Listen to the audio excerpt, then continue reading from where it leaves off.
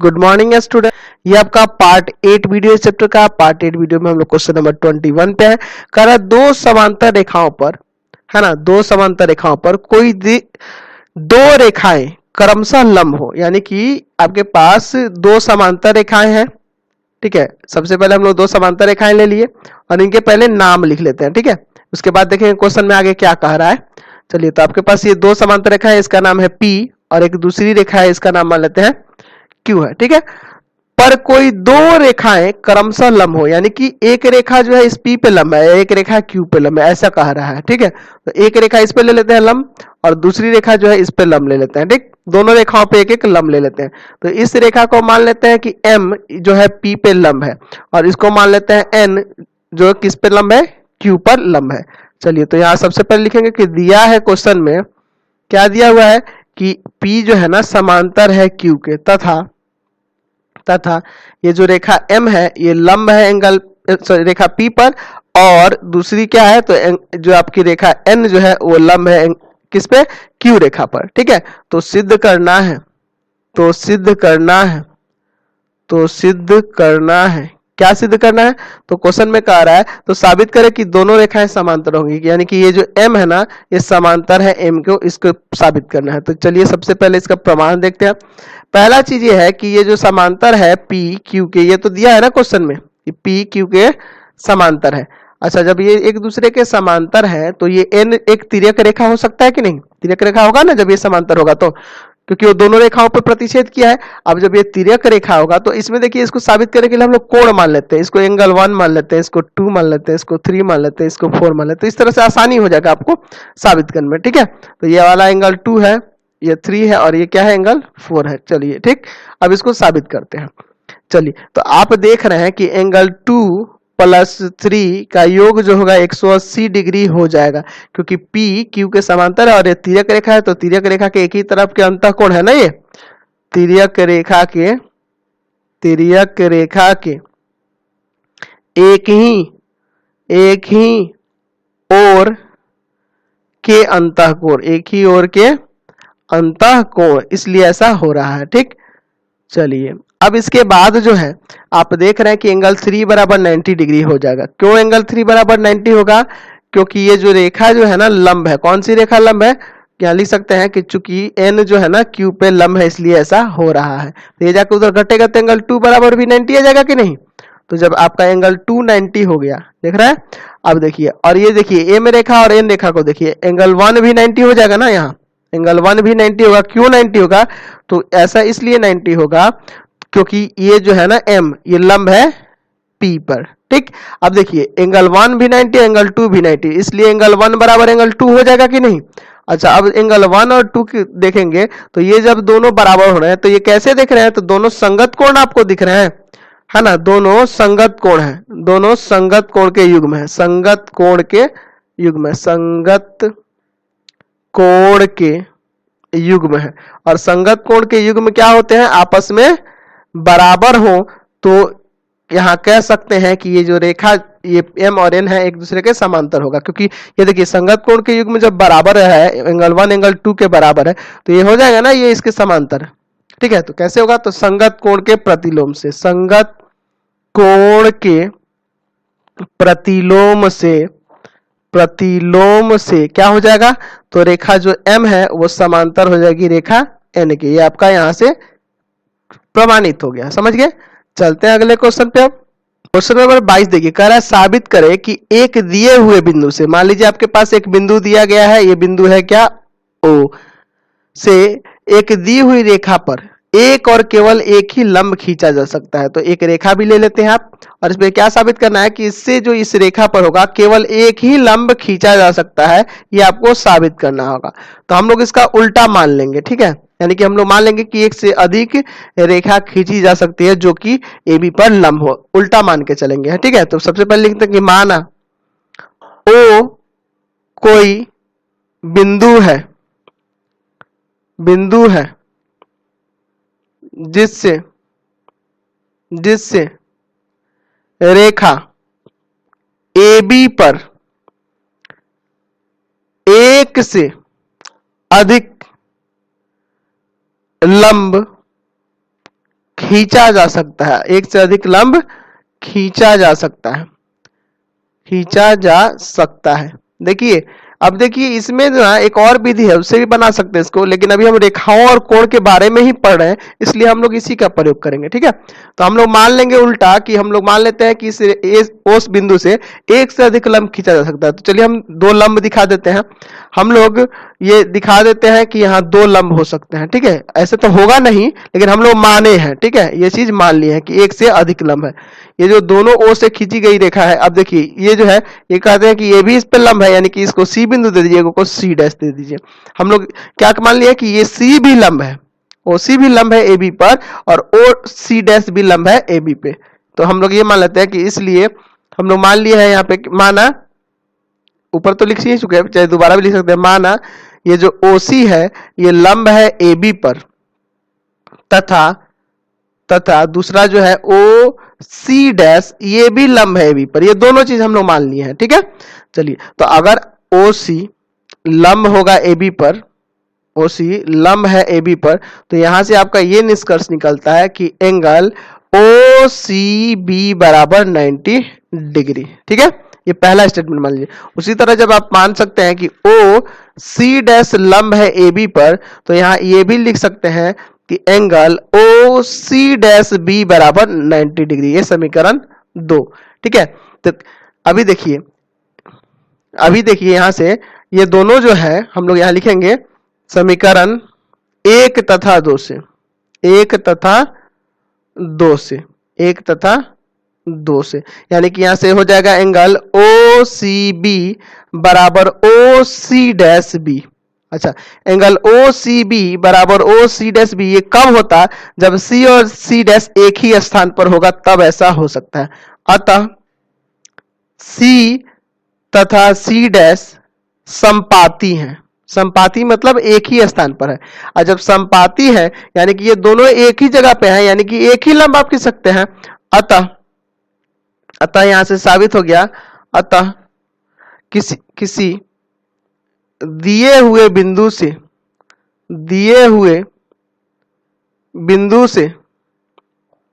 से किसी रेखा पर कि एक और केवल एक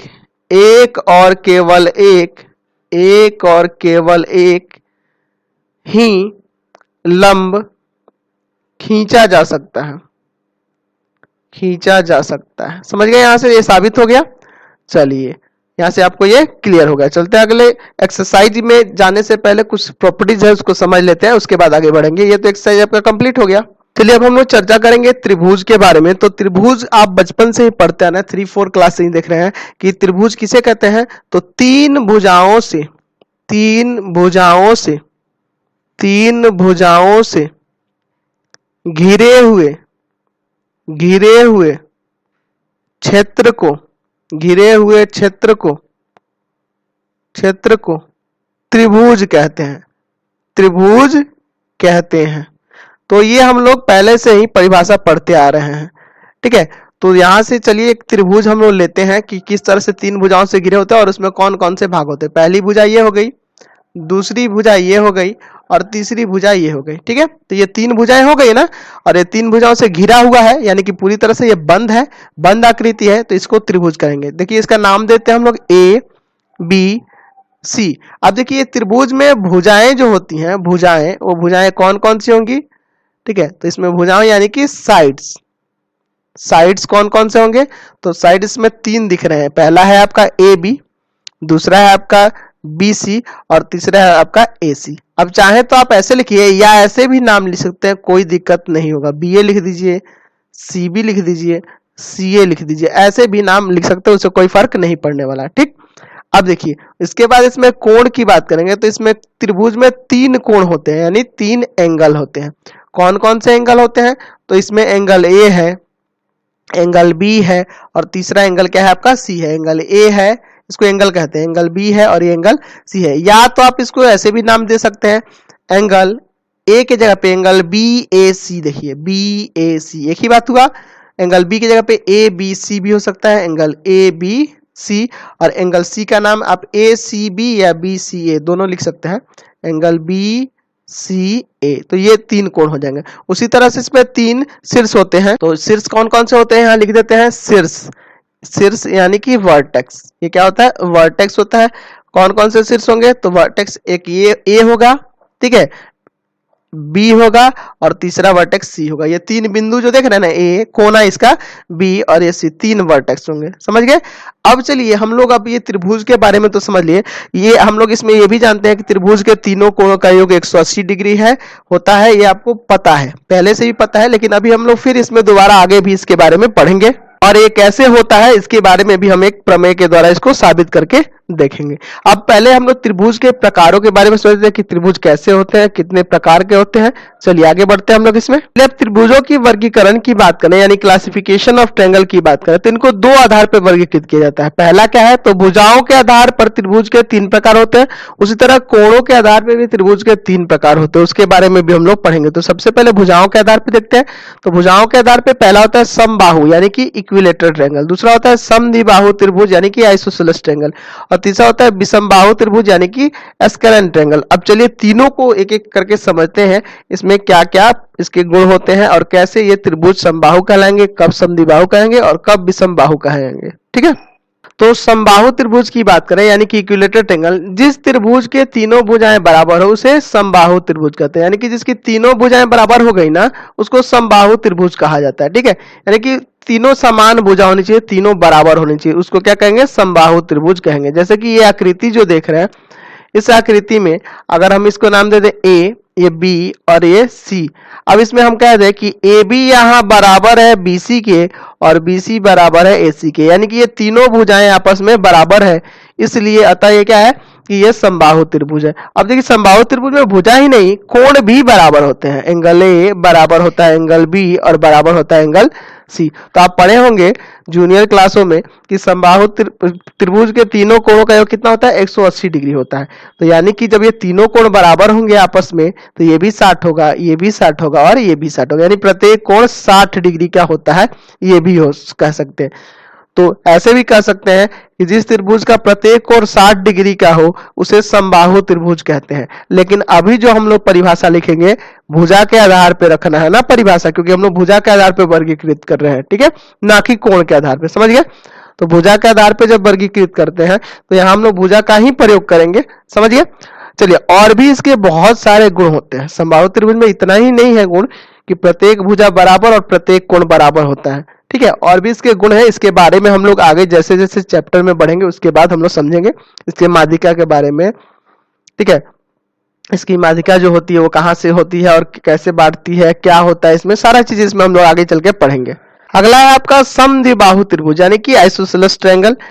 जिस त्रिभुज की कोई 2 भुजाएं बराबर है, यानी कि कोई भी अगर 2 भुजा बराबर होंगी उसे समद्विबाहु त्रिभुज कहते हैं। यानी कि तीनों भुजा बराबर मतलब समबाहु और 2 भुजा बराबर मतलब समद्विबाहु। जैसे कि त्रिभुज देखिए, इसका प्रकार देखते हैं इस त्रिभुज का। चलिए, ये जो त्रिभुज होगा इसको हम लोग समद्विबाहु कहेंगे, क्योंकि इसकी 2 भुजा हम बराबर दिखा रहे हैं। इस फिगर में हम लोग 2 भुजा बराबर दिखा रहे हैं, ए बी सी। इसमें देखिए अगर हम लोग ये ए बी AC के बराबर कर दें, ये जरूरी नहीं कि ये हो जाए, ये और ये भी बराबर ले सकते हैं, कोई भी 2 को आप ले सकते हैं, ठीक है। तो यहाँ देख रहे हैं इस फिगर में AB बराबर है AC, तो जब ये 2 भुजा बराबर है तो समद्विबाहु है। अब समद्विबाहु में सिर्फ 2 भुजा ही नहीं बराबर, 2 कोण भी बराबर होते हैं। कौन से, तो आधार वाले, यानी कि जो तीसरी अनइक्वल भुजा होगी ना, तो उसके साथ जो कोण बनेंगे ना वो आपस में बराबर होते हैं। यानी कि एंगल B एंगल C के बराबर हो गया, या तो यूं कहें कि एंगल ABC बराबर हो गया एंगल ACB के, एक ही बात है दोनों का मतलब, समझ गए। चलिए अब आगे इसमें बढ़ते हैं हम लोग। इसके भी बहुत सारे गुण हैं, उसके बारे में आगे हम लोग पढ़ेंगे।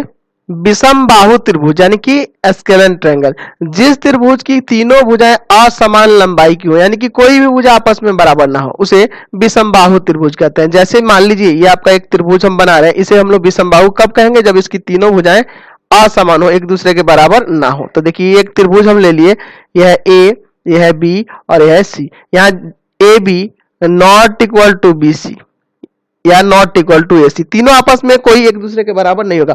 अब ये आपस में भुजाएं भी बराबर नहीं होंगी और कोण भी आपस में कोई भी बराबर नहीं होगा, समझ गए। ना ही एंगल A बराबर होगा एंगल B के, और ना ही एंगल B बराबर होगा एंगल C के, या एंगल AC के। यानी कि कोई भी कोण भी नहीं बराबर होगा और कोई भी भुजा एक दूसरे के बराबर नहीं होगी। उससे हम लोग विषमबाहु त्रिभुज कहते हैं। अब देखते हैं कि कोण के विचार से त्रिभुज को कितने भाग होता है। कोण के विचार से भी इसको 3 भागों में बांटा गया है। पहला समकोण त्रिभुज यानी कि राइट एंगल ट्रायंगल, दूसरा है न्यून कोण त्रिभुज यानी कि एक्यूट एंगल ट्रायंगल, तीसरा है अधिक कोण त्रिभुज यानी कि ऑब्ट्यूज एंगल ट्रायंगल। चलिए अब एक एक करके इनको भी पढ़ लिया जाए। तो समकोण त्रिभुज किसे कहते हैं इसको देखते हैं, यानी कि राइट एंगल ट्रायंगल कौन होता है। तो जिस त्रिभुज का एक कोण समकोण हो यानी कि 90 डिग्री का हो, है ना, तो उसे समकोण त्रिभुज कहते हैं। तो चलिए इसका एक एग्जांपल देख लीजिए।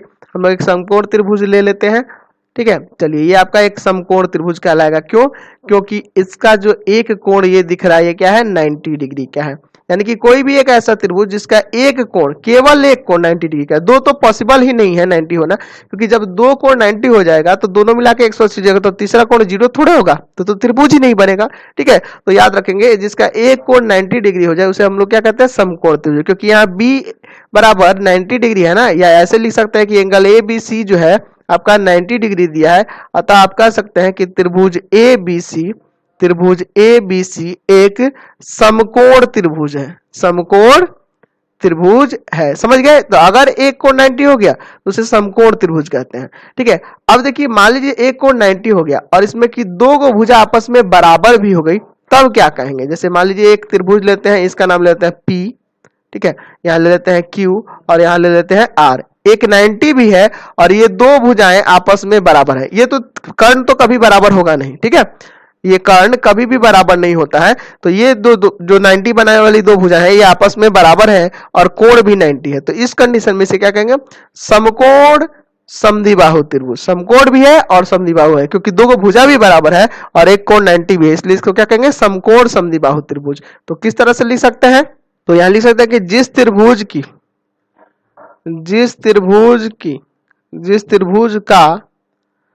त्रिभुज का एक कोण समकोण तथा समकोण बनाने वाली दो भुजाएं, या ऐसे भी लिख सकते हैं तथा दो भुजाएं यानी कौन सी भुजाएं, समकोण बनाने वाली दो भुजाएं आपस में बराबर हो, आपस में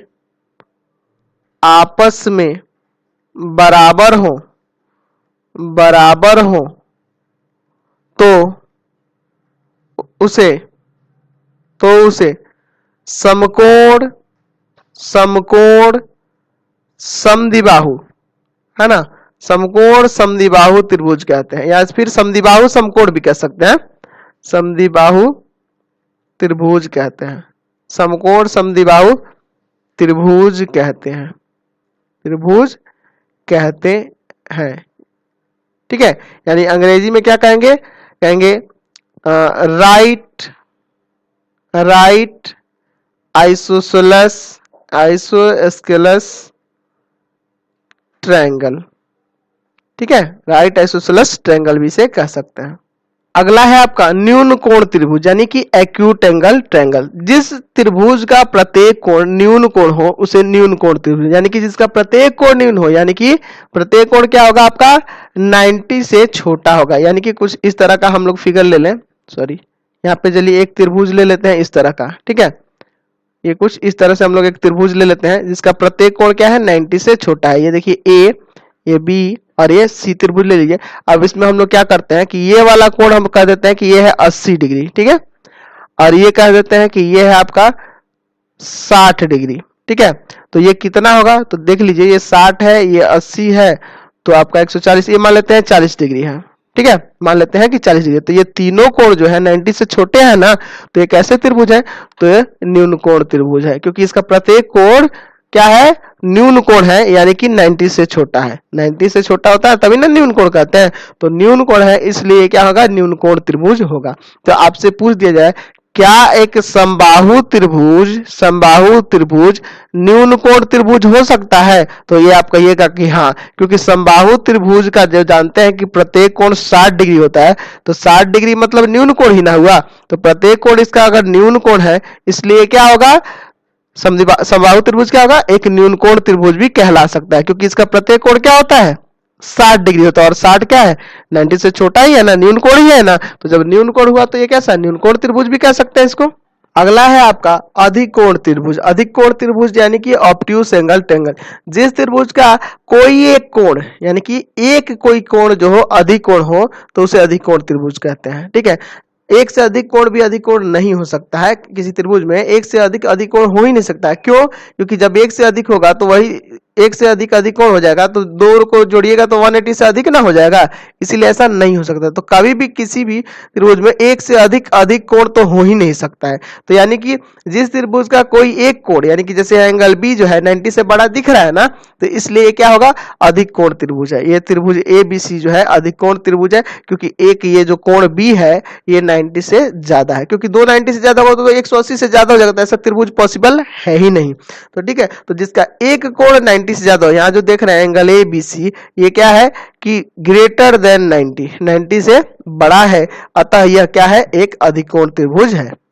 अगला हम लोग बात करते हैं त्रिभुज के बहिष्ठ कोण यानी कि exterior angle of A triangle के बारे में। तो चलिए सबसे पहले हम लोग एक त्रिभुज ले लेते हैं। चलिए ये आपका एक त्रिभुज है, इस त्रिभुज का कुछ नाम दे देते हैं ए बी सी। अब ये क्या करेंगे कि यदि हम त्रिभुज के किसी एक भुजा को बढ़ाएं, एक भुजा को बढ़ाएं यानी कि हम लोग बीसी भुजा को आगे इस तरह से कुछ बढ़ाएं, तो यहाँ जो बाहर कोण बनेगा ना, यहाँ जो ये बाहर कोण बन रहा है ये वाला कोण, इस कोण को हम लोग क्या कहेंगे, त्रिभुज का बहिष्ठ कोण कहते हैं, यानी बाह्य कोण कहते हैं। ये कौन सा, तो एंगल ए सी डी जो है ना, इसी को किस नाम से हम लोग जानेंगे, तो इसी को कहेंगे बहिष्ठ कोण, बाह्य कोण के नाम से जानेंगे, बहिष्ठ कोण।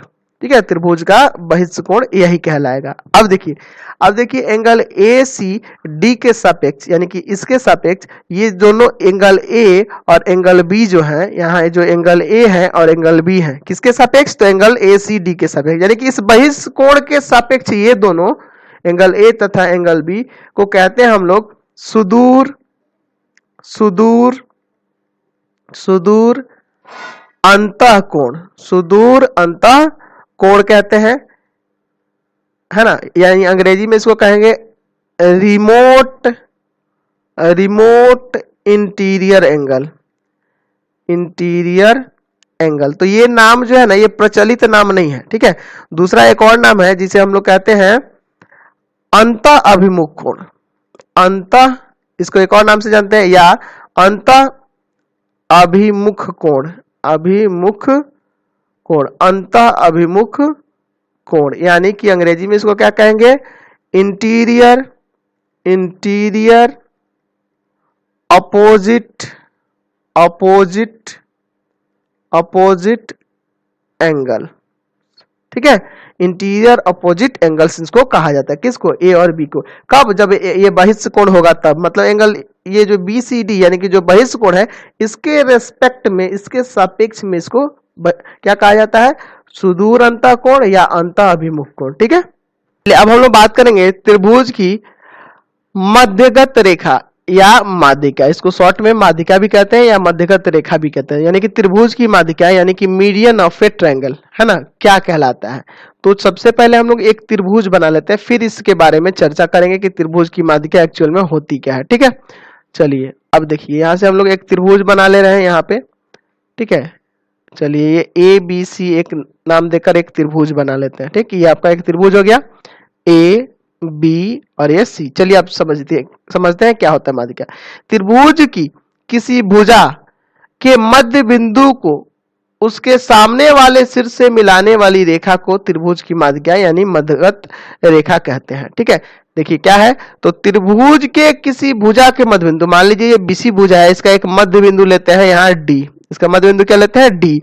अब हम क्या करते हैं कि इसके सामने वाले शीर्ष, कौन सा शीर्ष है, ए, अगर ए से इस रेखा को मिला दे तो यहाँ जो एडी रेखा हुई ना, ये एडी रेखा ही क्या कहलाएगी, आपकी माध्यिका कहलाएगी। यानी कि ये माध्यिका क्या करता है कि जिस भुजा पे माध्यिका पड़ेगी वो क्या करती है कि उसके भुजा को दो बराबर भागों में बांट देती है। समझ गए? अब उसी तरह से अगर हम लोग इस भुजा का एक मध्य बिंदु लिए ई, तो यहां से अगर इसको मिला दें, किसको मिला दें, बी और ई को, तो बीई भी एक माध्यिका हो जाएगी। उसी तरह से अगर हम लोग ए बी जो रेखा है इसका एक मध्य बिंदु यहां लेते हैं, एक मध्य बिंदु ले लेते हैं एफ, तो यहाँ कह सकते हैं कि अगर हम सी से जब एफ को मिलाएंगे तो यहाँ पे भी एक आपकी माध्यिका ये कहलाएगी। ये सी एफ भी क्या है, एक माध्यिका है। यानी कि आपको ये पता चला है कि किसी त्रिभुज में तीन माध्यिकाएं खींच सकते हैं। कौन कौन सी माध्यिका है, एडी है, बी है और सी एफ है। और वो माध्यिका कहां से खींची जाती है, तो त्रिभुज के किसी भुजा के मध्य बिंदु से उसके सामने वाले शीर्ष को मिलाते हैं ना, तो वो माध्यिकाएं, यानी कि ये माध्यिकाएं यहाँ पे तीन हो गई। यानी कि किसी त्रिभुज में कितनी माध्यिकाएं होती है, तीन। अब देखिए एक और चीज जान लीजिए कि माध्यिकाएं जो होती हैं, माध्यिकाओं का जो यहाँ केंद्र बन रहा है उसे हम लोग केंद्रक कहते हैं। ये आपका क्या कहलाएगा, ये जो बिंदु अगर मान लीजिए इसका नाम देते हैं सी, या सॉरी यहाँ सी तो पहले से इसका नाम देते हैं जी, तो ये जो जी बिंदु है इसको हम लोग क्या कहेंगे, केंद्रक कहते हैं। केंद्रक को अंग्रेजी में सेंट्रॉइड कहा जाता है। क्या कहते हैं, सेंट्रॉइड कहते हैं। ठीक है, ये चीज आप ध्यान रखेंगे। यानी कि यहां से आपको ये पता चल गया कि जो त्रिभुज की माध्यिकाएं होती है और माध्यिकाएं जिस बिंदु पर प्रतिच्छेद करती हैं, है ना, उस बिंदु को हम लोग क्या कहते हैं, उसका केंद्रक यानी कि सेंट्रॉइड कहते हैं। अब ये जो केंद्रक है यानी कि ये जो बिंदु जी जो देख रहे हैं, ये प्रत्येक माध्यिका को 2:1 में विभाजित करता है। यानी कि ये दो भाग होगा तो ये एक भाग होगा, ये दो भाग होगा तो ये एक भाग होगा, ये दो भाग होगा तो ये एक भाग होगा। समझ गए? अब देखिए, अब एक और हम त्रिभुज लेते हैं। चलिए एक और हम लोग त्रिभुज बना के एक और चीज इसमें समझ लेते हैं। चलिए ये आपका एक त्रिभुज हो गया। ठीक है, एक हम लोग त्रिभुज बना लिए। अब इस त्रिभुज में हम लोग अभिलंब के बारे में देख लेते हैं, अभिलंब क्या होता है। ठीक है, यानी कि जैसे अगर मान लीजिए ये बिंदु ए है, किसी शीर्ष से उसके सामने वाले भुजा पर जो खींचा गया लंब होता है इसी को अभिलंब कहते हैं। ठीक है, इसको थोड़ा लंब खींच देते हैं। ठीक है, चलिए एक हम लोग एक लंब ले लेते हैं, सीधा ले लेते हैं। ठीक है, इस तरह से इस पे जो लंब खींचा जाएगा ना उसी को हम लोग किस नाम से जानते हैं, अभिलंब के नाम से जानते हैं। इसे क्या कहते हैं, त्रिभुज का अभिलंब कहते हैं। यानी कि त्रिभुज के किसी शीर्ष से उसके सामने वाली भुजा पर खींचे गए लंब को अभिलंब कहते हैं। लिख सकते हैं कि किसी त्रिभुज के शीर्ष से सामने वाली भुजा पर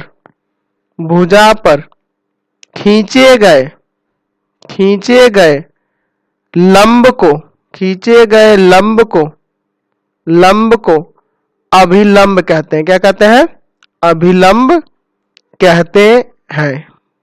समझ गए, अभिलंब कहते हैं। यानी कि ये जो होगा ये अभिलंब कहलाएगा। ये क्या है, अभिलंब है।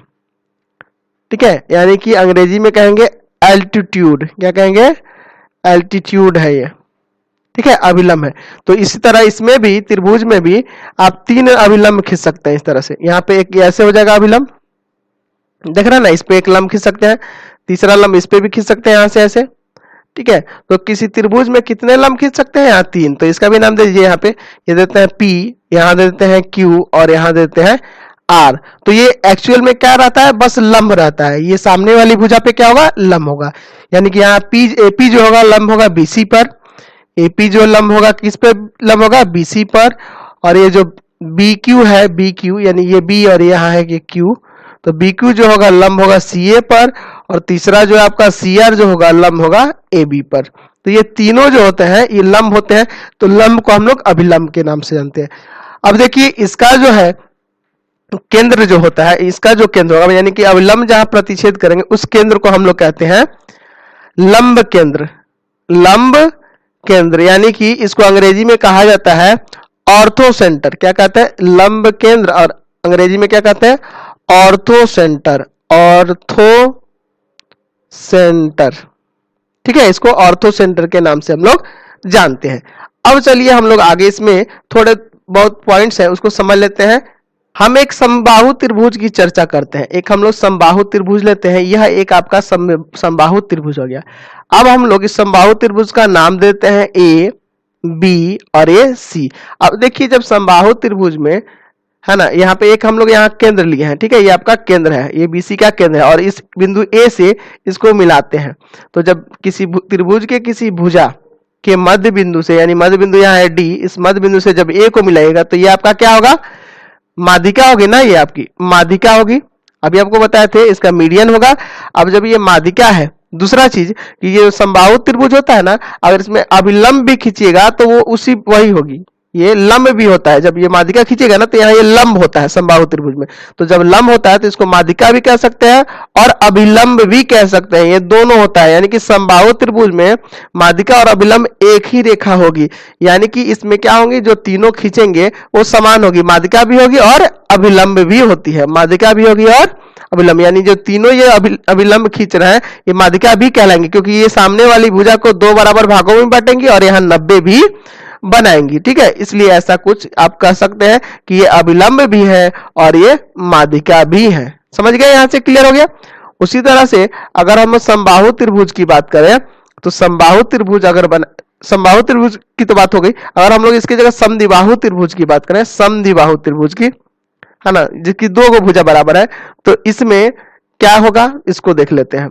चलिए, तो ये तो यानी कि आप समबाहु त्रिभुज में देखिए क्या कि तीन जो अभिलंब हो रहे हैं वही उसकी माध्यिका भी हो रही है। लेकिन अगर हम समद्विबाहु की बात करेंगे, समद्विबाहु, तो इसमें एक यहाँ पे एक बिंदु ले लेते हैं, यहाँ पे एक बिंदु ले लेते हैं, एक मध्य बिंदु ले लेते हैं। अब इस मध्य बिंदु से जब इससे मिलाइएगा ना, इससे जब मिलाइएगा इस तरह से, कुछ इस तरह से जब मिलाइएगा तो इस मध्य बिंदु से मिलाइएगा तो केवल एक ही ऐसी रेखा होगी यहाँ से, जैसे मान लीजिए ये जो है यहाँ पे एक बिंदु डी लिए, तो ये जो होगा एक ही एक ऐसी ये जो रेखा देख रहे हैं AD, ये माध्यिका भी कहलाएगी, माध्यिका भी होगी, माध्यिका भी होगी और अभिलंब होगी, ये दोनों होंगी, ये माध्यिका और अभिलंब दोनों होगी। यानी कि ये 90 डिग्री भी बनाएगा और इनको दो बराबर भागों में बांटेगा, सिर्फ एक भुजा, यानी कि जो आधार वाली भुजा का उस पे, है ना। अगर ये दो भुजाएं बराबर हैं, ये दोनों भुजाएं अगर आपस में, ये और ये AB और AC आपस में बराबर है, तब ये इस पे अगर AD कोई लंब खींचा जा रहा है BC पे, तो ये क्या होगा कि लंब भी होगा और ये इसका माध्यिका भी होगा, ये दोनों हो जाएगा। समझ गया। तो इसको यहीं पे चर्चा को खत्म करते हैं, इस वीडियो को यहीं पे एंड कर देते हैं। प्लीज आप चैनल को सब्सक्राइब कर दें, बेल आइकन दबा दें, ज्यादा से ज्यादा दोस्तों में शेयर करें, कमेंट बॉक्स में लिखें कि आपको वीडियोस हमारे कैसे लगते हैं।